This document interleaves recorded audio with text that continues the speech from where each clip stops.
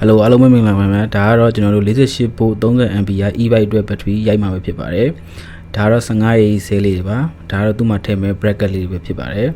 ဒါကတော့သူ့ရဲ့အပေါင်းထိပ်မှာကတ်မဲ့ gasket ring တွေပါကျွန်တော်ဒါ battery လေးတွေစီထားပါတယ်သူက30ရေးဖြစ်တဲ့အတွက်15ရေးနှလုံးကိုပယ်လဲတွဲပြီးတော့ CD သွားမှာဖြစ်ပါတယ်ဒါကတော့ဒါ gasket ထုတ်ပြီးတော့ဒါကျွန်တော်ရိုက်မဲ့ sport ဝယ်တာပဲဖြစ်ပါတယ်ဆိုတော့ဒါကျွန်တော်တို့ sport စတွဲပါပြီ support ဒီကောင်တွေကို support တွဲတဲ့အချိန်မှာကျွန်တော်တချို့ဟာတွေတော့ကြော်ထားပါပါတယ်ဘာဖြစ်လို့လဲဆိုတော့ဗီဒီယိုရိုက်ရတာလည်းအဆင်မပြေလို့ပါအဓိကအရေးကြီးတာကျွန်တော်တို့ပယ်လဲအရင်စော်တဲ့နေရာတွေမှာဘက်ထရီအပေါင်းဘက်တွေကို BMS အတွက်ငုံလေးတွေတက်တက်ထုတ်ပေးထားရမှာပဲဖြစ်ပါတယ်အဲ့လိုထုတ်ပေးထားတာပိုကောင်းပါတယ်ခေဒါဆိုတာဒီဘက်တစ်ချမ်းပြီးသွားပြီနော်ဒီဘက်တစ်ချမ်းအောင်တော့ဒီလိုပဲရိုက်ရမှာပဲအခုမှစရိုက်မဲ့လူတွေလည်းဒီဟာလေး screenshot ရိုက်ယူလို့ထားလို့ရပါတယ်နော်ဒီတိုင်းလေးရိုက်ထားပါနောက်တစ်ချမ်းအောင်တော့ကျွန်တော်ထပ်ပြပါမယ်ကျွန်တော်ဒါ BMS ထုတ်ဖို့အတွက်ငုံလေးတွေထုတ်ပေးထားတာပဲဖြစ်ပါတယ်ဒါတော့ဒီဘက်တစ်ချမ်းတော့လုံးဝမရိုက်ခတ်သေးပါဘူးဒီဘက်တစ်ချမ်းကတော့ဒီလိုမျိုးရိုက်ကမှာပေါ့နော်ဒီလိုမျိုးရိုက်ပြီးတော့ကျွန်တော်တို့ပိုတိုင်းကြည့်လိုက်မယ်သူကရှစ်လုံးကိုကျွန်တော်တို့ series ဆွဲထားတာဆိုတော့ဒီမှာဒါ26ပို့ထွက်ပါတယ်နောက်တစ်ချမ်းကိုလည်းအဲ့တိုင်းပဲ support ရိုက်ပေးရမှာပဲဖြစ်ပါတယ်โอเคကျွန်တော်နောက်တစ်ချမ်းလည်းရိုက်လိုက်ပြီးဒီမှာ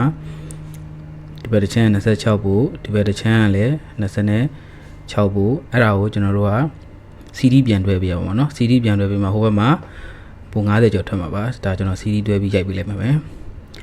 အဲ့တော့ကျွန်တော်ဒီ CD တွဲတဲ့နေရာကိုဒီ nickel တစ်ခုတည်းနဲ့မလောက်လို့ကျွန်တော် nickel ကိုကျွန်တော်နှစ်ထပ်ရိုက်ပါတယ်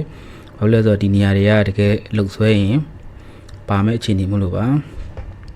ဒီနေရာမှာတခုပြောချင်တာကတော့ဒီbracket ကွင်းလေးတွေခံပါကျွန်တော်တို့က highway သွားမှာပါညာဆိုလို့ရှိရင် sport jet တွေပြုတ်မှာဆိုလို့ဒါကျွန်တော် support နှစ်ချက်တွဲထားပါတော့ပြီးရင်ကျွန်တော်ပို့တိုင်းကြည့်လိုက်မယ်โอเคဒီမှာ52.4ဖို့ရှိပါတယ်โอเคဒါဆိုလို့ရှိရင်မှန်ပြီအဲ့တော့ကျွန်တော်အပေါင်းနေရာတွေအနှုတ်နေရာတွေကိုလည်းကျွန်တော် nickel နှစ်ထပ်ရိုက်ပစ်ပါတယ်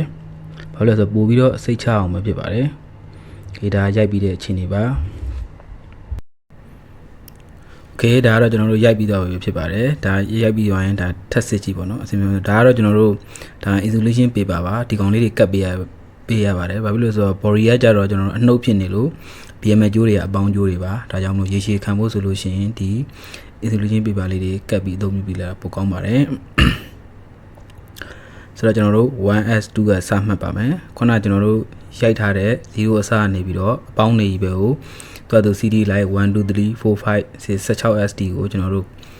ဒါ software လေးနဲ့မှတ်ထားပြန်ဒီလိုမှတ်ပေးခြင်းအဖြစ်ပိုကောင်းပါတယ်ဘာလို့လဲဆိုတော့ကျွန်တော်တို့ BMS တွဲတဲ့ခါကြလို့ရှိရင်ဒါအလုံးရှုပ်เสียမလို့တော့ဘူးပေါ့နော်မှားเสียမလို့ပါဘူးဒါတွေကခဏခဏမှားတတ်လို့ပါโอเคဒါဆိုရင်ကျွန်တော်ဒါမှတ်ပြီးသွားပါပြီဆိုတော့ကျွန်တော်တို့ပြီးရင် BMS လေးထပ်တက်ပါမယ် BMS ကတော့ကျွန်တော် JK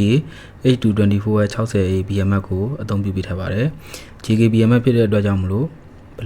Bluetooth version ပါပါတယ်ဒါကတော့အနှုတ်ကနေစရင်1 2 3 4တော့ပေါ့နော်16ကအနှုတ်က0ဘုံမှာရောက်ပြီအနှုတ်ပြီးလို့ရှိရင်1 2 3ရိုက်ပြီးသွားမှာပဲဖြစ်ပါတယ်ဆိုတော့ကျွန်တော် BMS ကထိုင်မယ် BMS ကထိုင်ပြီးကျွန်တော်တို့က double တိတ်နဲ့ကြိုးတွေကိုအဆင်ပြေအောင်နေရာချပေးရမှာဖြစ်ပါတယ်ဒါကတော့ကျွန်တော်ကြိုးတွေကိုနေရာချပြီးတော့ BMS တွေ1 2 3တွဲလိုက်တာပါဒီကောင်ကအရင်တော့ခက်ခဲတော့မရှိပါဘူးဆိုတော့ကျွန်တော်ဒီဟာတွေတွဲတဲ့ချိန်တော့ဗီဒီယိုမရိုက်လိုက်ပါဘူးခေဒါကျွန်တော်1 2 3သူ့အတူမှန်အောင်တန်ရပါပြီကျိုးတွေပို့ပါတယ်ကျိုးပို့တဲ့အစွန်းဆုံးဟိုးဘက်အစွန်းဆုံးတစ်ချောင်းနဲ့ 16W နဲ့တွဲပြီးတော့ကျွန်တော်ဘက်ထရီရဲ့အပေါင်းမှာထင်းလိုက်ရပါတယ်ဒါကတော့ကျွန်တော် BMS ကျိုးတွေမှန်ကိုပြင်ဆင်နေတာပဲဖြစ်ပါတယ်ဒီလိုမျိုးပြင်ဆင်ပေးခြင်းအဖြစ်ကျွန်တော်တို့ဘာကောင်းလဲဆိုတော့ကျွန်တော်တို့တက်လိုက်တဲ့အချိန်မှာအကုန်လုံးအမှန်ပဲဖြစ်ပါတယ်ခေဒါကတော့ရပြီးတော့ပါပြီဒီလောက်ဒါရင်ဆက်မပြီးသေးပါဘူးကျွန်တော်တို့ဒါ power ဖွင့်မယ်ဖွင့်ပြီးရင်သူ့ကိုဒါ Bluetooth ချိန်ရမယ်ပေါ့နော် Bluetooth ချိန်မယ်ဆိုလို့ရှိရင် JK software တွေကိုသွား JK software ဝင်ပြီးသူ့ကို Bluetooth ဖွင့်လိုက်လို့ရှိရင်ပေါ်လာပြီအရင်ဆုံးဦးဆုံး password အနေနဲ့ setting နဲ့ဝင်ပြီး password 123456ကိုရိုက်ကျွန်တော်က software version အဟောင်းဖြစ်လို့ပါပြီးလို့ရှိရင်ကိုသုံးထားတဲ့ဆဲအကောက်အရေးအတွက်ရဲ့ AAK ကိုအရင်ထည့်ပြီးလို့ရှိရင်ဒါရပြီပေါ့နော်ဒါပြီးရင်ကြည့်လို့ရတယ်ဒါ